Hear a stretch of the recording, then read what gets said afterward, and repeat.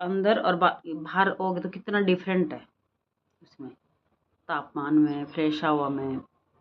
इसलिए तो सुबह सुबह खिड़की दरवाजे खोल दो, बाहर से बिल्कुल फ्रेश हवा आती है, बहुत बढ़िया।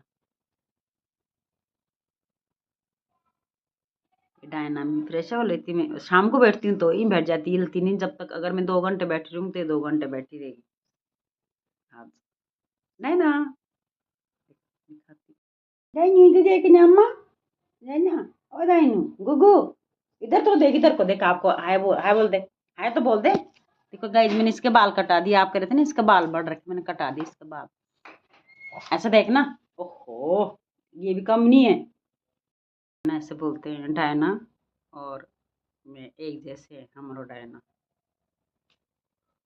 तो गाइस बाय।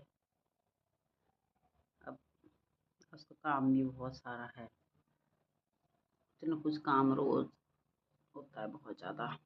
पहले तो हमको किचन से फुर्सत नहीं मिलती। फिर जाऊंगी दुकान,